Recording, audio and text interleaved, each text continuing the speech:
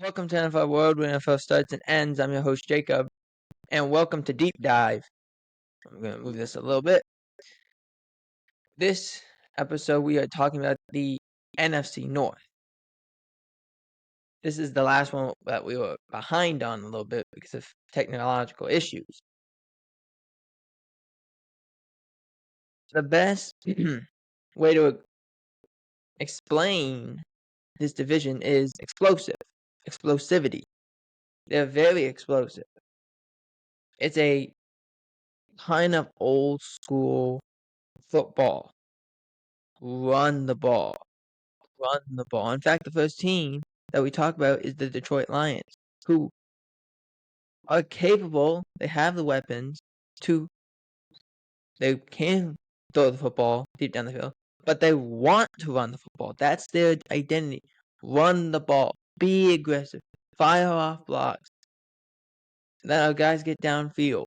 And then do all the play action stuff with Jared Goff and Amon-Ra St. Brown, Jameson Williams, Sam Laporta as the tight end. They want to go down the field like that.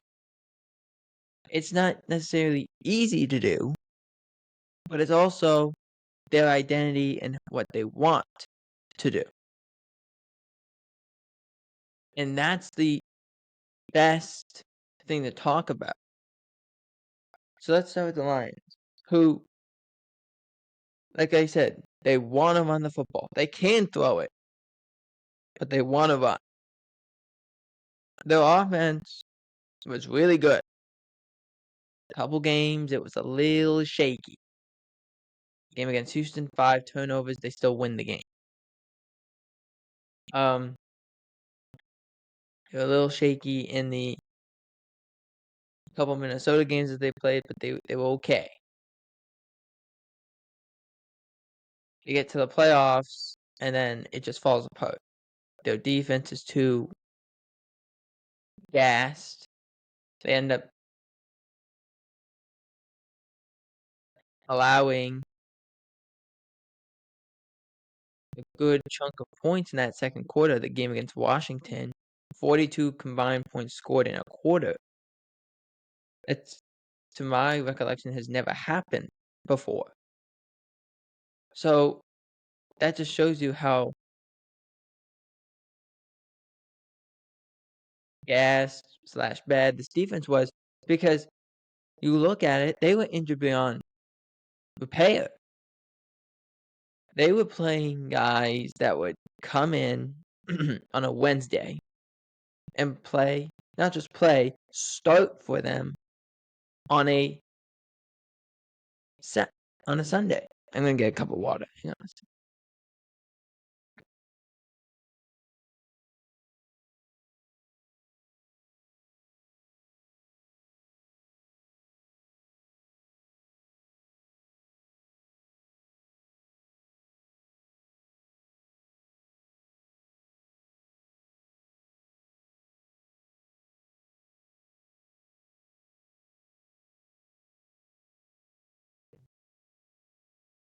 All right, that's better.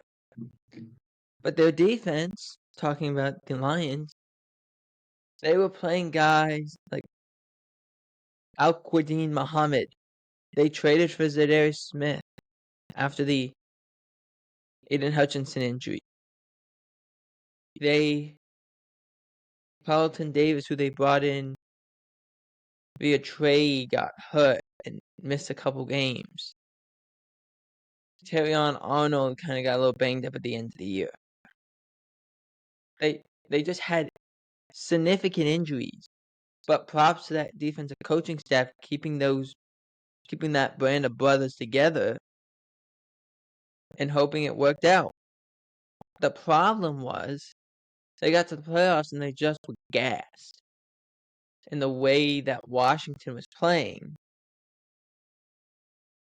affected the way Detroit wanted to play.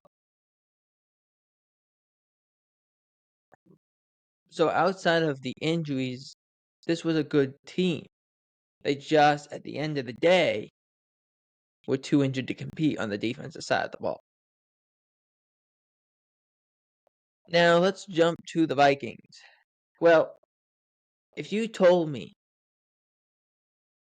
that the Minnesota Vikings,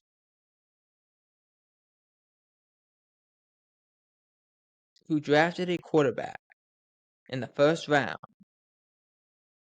and their rookie quarterback got hurt in the preseason, and Sam Darnold was going to lead the way, what would their record be? I was like, oh, without a doubt, under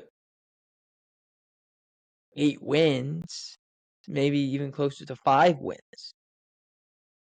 And then you you look at this team, they won 12 games. They won 12 games. And I couldn't believe that. They won 12 games with Sam Darnold at the helm. That was impressive in any stretch of the imagination. But it showed that Kevin O'Connell's a great coach, which we all knew. But it shows that he could coach anybody. The problem with Sam Darnold, well, not really with Sam Darnold, but with the offensive line, their weakness was they had an inability. They had so many guys going in and out with injuries. They had an inability to stay healthy, which forced pressure. The Rams in the wild card game got 9 sacks on Sam Darnold. There was just nowhere to go with the football. The coverages were good, and the pressures were mounting against Sam. There was nothing he could do, which started back the turnovers, which he protected the ball really well. He started to turn the ball over, making mistakes, things that he wasn't doing before. That's what was going on. Defensively, Brian Flores is a good coach. He's a really good coach, very talented coach, and the defenses show that. He's a blitz-happy coach. He wants to blitz.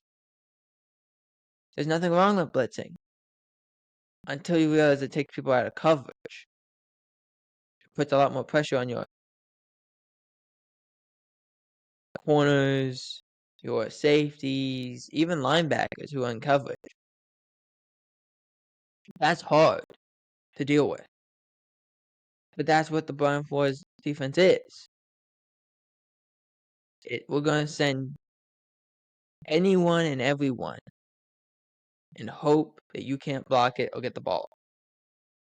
They played the Rams and Stafford doing Matt Stafford things where he can throw the ball at any angle and can move a little bit and can do a little scoop every once in a while and make these throws. And that's what he was doing, and that's how the Vikings lost. Was they blitzed and they went against the quarterback that could handle it, and Matt Stafford. But outside of that, the Vikings, you told me that McCarthy would be playing and it would be Sam Darnold. I would not have anticipated that whatsoever. Now let's move on to the Packers, who, very similar to last year, started out a little rough, but got better as the games went along, and in the second half had a great second half of the season. The offensive line is a problem, and the wide receiving core is a problem. We don't know when Christian Watson comes back, so that means they probably have to draft somebody pretty high in the wide receiver department.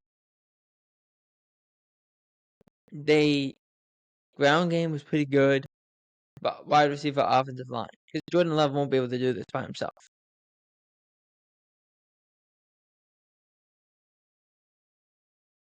And on defense, look, sometimes that defense looked really good. Other times not. I question this defense at points. I thought they were decent in pressures. Coverages could need enough. you should take a look at coverages. How about that? That's what I'll say. But they actually did a good job, and once they got a kicker in Brandon McManus, it worked out pretty well for them. They just had a kicker problem as well. So it was icy. It was a little shaky at times, but it worked. It just, at what point and at what resolve can they get it more together in year 2 and of this defense and of this offense? Can they get more weapons to help Jordan Love out? That's all necessary things. Because you can't rely on Bo Melton every chance of the day. Or Josh Jacobs every chance of the day. It's not going to happen. And finally, we talk about the Bears. So, the Bears, there's a lot going on here. The Bears have this, I want to describe it as an inability to hire coaches. They kept Matt Eberflus as their head coach. They draft Caleb Williams. This continued the cycle of a coach having his job,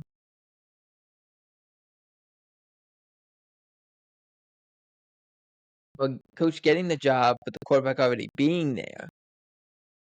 Quarterback not living up to the coach's expectation, ships the quarterback out, either cuts him or trades him in some way, drafts another quarterback, and then by the end of that quarterback's first year, the head coach gets fired, and the cycle just keeps repeating itself.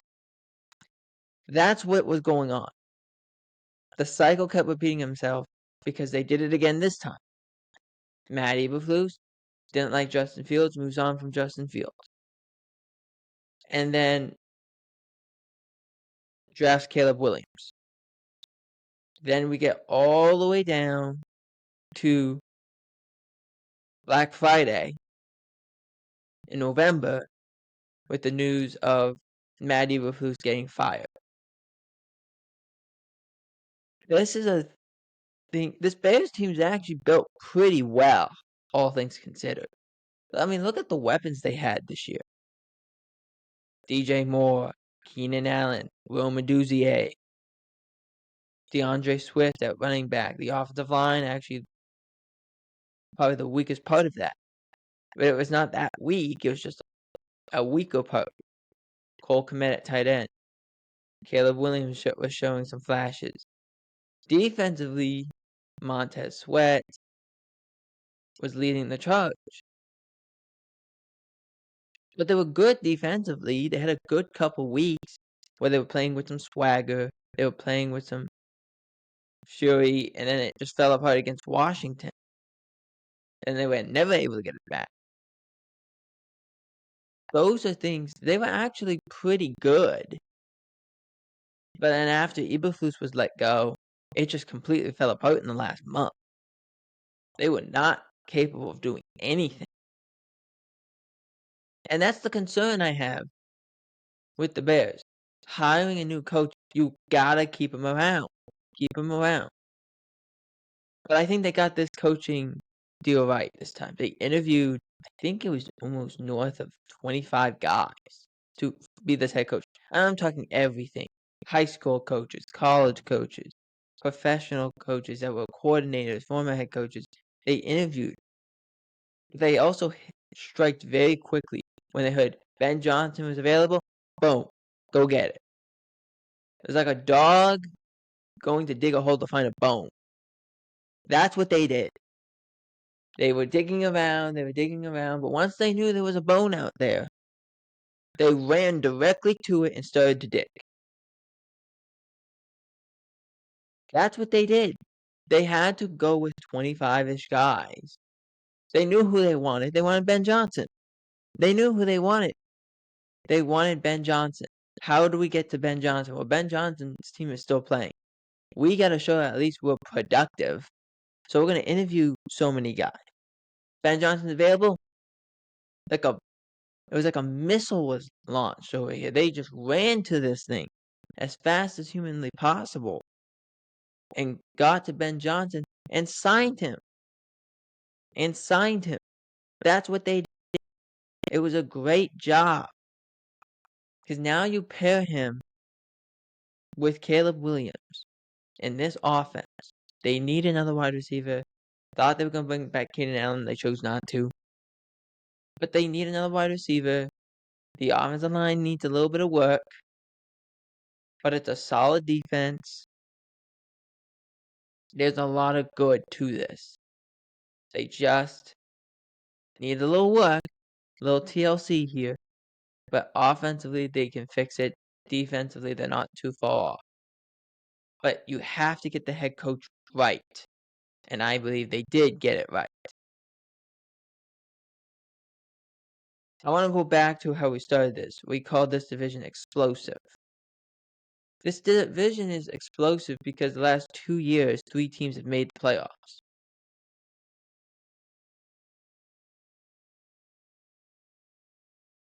Well, actually, I should say this. The Vikings missed out, but were so close to making it, we'll count it. These groups of teams are very talented. They just need a little work. But they're not too far off. They're pretty close to getting it done. Can they just continue this progression? Can the Lions keep up this progression? Can the Vikings under McCarthy or whomever they go get, can the Packers continue this under Jordan Love?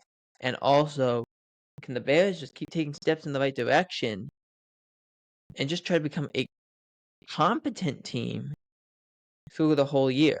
It doesn't have to be a team that makes the playoffs year one.